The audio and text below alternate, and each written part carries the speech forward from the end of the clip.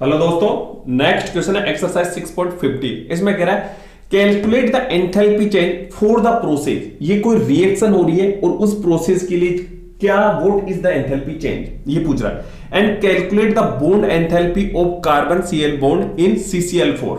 ठीक है, और ये कुछ डाटास अपने को गिवन है। ठीक है, तो दोस्तों सबसे पहले तो ये लिख लो कि किस प्रोसेस की बात कर रहा है, मतलब ये वाला प्रोसेस है। ठीक है, तो मैं इसको दोबारा से लिख देता हूं।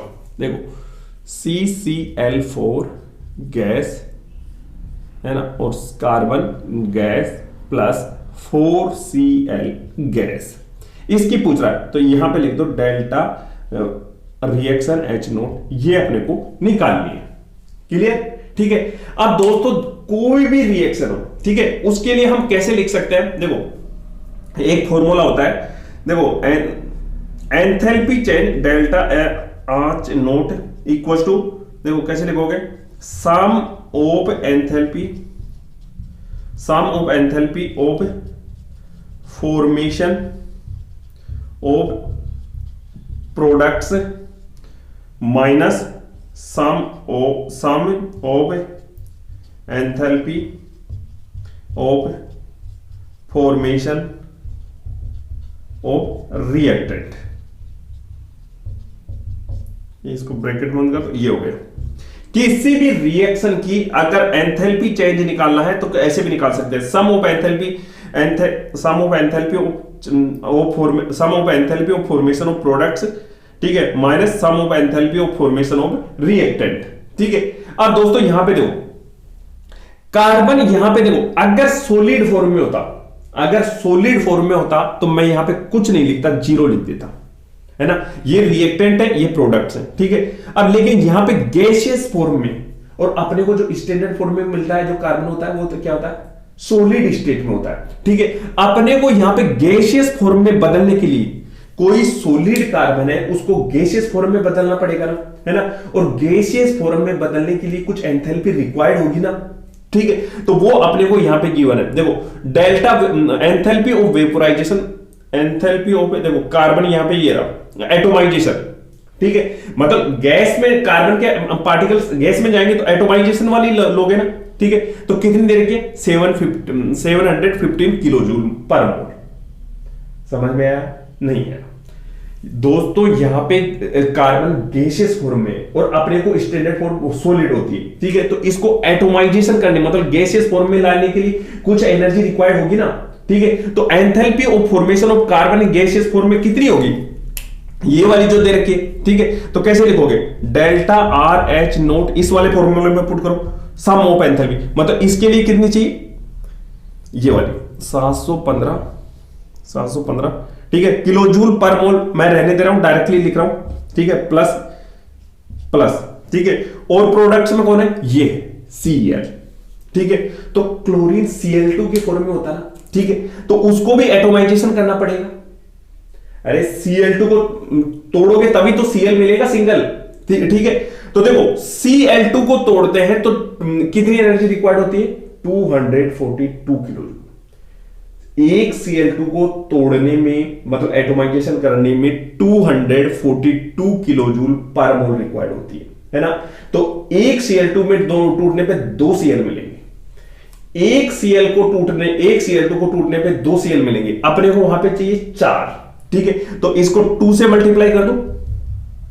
अगर वहां 2Cl होता तो कोई दिक्कत नहीं होती, ये होता, लेकिन यहां पे वहां पे 4Cl है, तो मतलब 2 से मल्टीप्लाई करके सीधा लिख दूं मैं यहां पे, यार वैसे मल्टीप्लाई कर दो सीधा, 4 8 और 4, यहां से 2 से मल्टीप्लाई करके लिखा है, ध्यान से समझ में आया? क्लियर? ये हो गई हमारी enthalpy of formation of products minus enthalpy of formation of reactant. ठीक है, अब यहां पे रिएक्टेंट देखो, जो CCl4 होता वो लिक्विड वाले फॉर्म में होगा। ठीक है, तो अपने को यहां पे चाहिए गैसियस फॉर्म में। ठीक है, तो उसके लिए अपने को चाहिए वेपोराइजेशन में कुछ एंथैल्पी रिक्वायर्ड होगी ना। ठीक है, तो ये वाली देखो, अच्छा CCl4 पहले तो इसका फॉर्मेशन करोगे, मेरी बात नहीं समझ में आई, CCl4 का पहले तो फॉर्मेशन करोगे, और जो फॉर्मेशन होगा वो लिक्विड फॉर्म में होगा। ठीक है, अब उस लिक्विड को वेपोराइज करोगे, तब अपने को गैसियस फॉर्म में मिलेगा। ठीक है, तो फॉर्मेशन में अपने को हीट क्या होती है, माइनस दे रहा मतलब हीट रिलीज होती है, और वेपोराइजेशन में हीट देनी पड़ती है। तो आप तो सीधा लिख लो, माइनस दे रखा है तो वैसा का वैसा जैसा दे रखा है। देखो पहले तो ये चाहिए मेरे को माइनस 135, ठीक है, और इसको प्लस कर देता हूं, प्लस 13.5, क्लियर, ठीक है। अब delta R H naught equal to 715 plus 484, minus minus plus हो गया, प्लस 135 और वो माइनस हो गया 13.5, ठीक है। तो 135.5 है ये दोस्तों, ठीक है, 135.5, ठीक है। तो ये हो जाएगा 715 प्लस 484 प्लस 135 में से ये 30 निकालो तो 105 बच गया, ठीक है। Delta R H naught, delta R H naught equal to, इनको सबको ऐड करो, देखो 5 10 10 14 लगी 1, ठीक है, और 8 9 10 10 लगी 1 7 4 7 11 1 12 1 13 1304 किलो जूल पर मोल, ठीक है। मतलब ये अपने को इस प्रोसेस में इतनी होगी, क्लियर।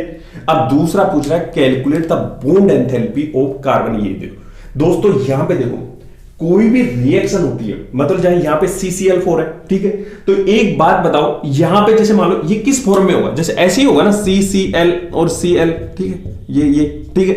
अब यहां पे एक बात बताओ, कार्बन अलग हो रहा है और Cl अलग हो रहा है, कार्बन अलग हो रहा है, Cl अलग हो रहा है, ठीक है। तो बॉन्ड जो ये सारे बॉन्ड टूटे ना, है ना, और इन बॉन्ड के टूटने पे ये एनर्जी रिलीज हुई, ये एनर्जी इन बॉन्ड को तोड़ने में इतनी एनर्जी रिक्वायर्ड होती है, प्लस है ना, ठीक है। तो मतलब इतनी एनर्जी रिक्वायर्ड होती है, क्लियर है ना। तो एक बॉन्ड को तोड़ने में कितनी चाहिए, इससे 4 से डिवाइड कर दूं क्या, नहीं यार कुछ भी नहीं आ रहा।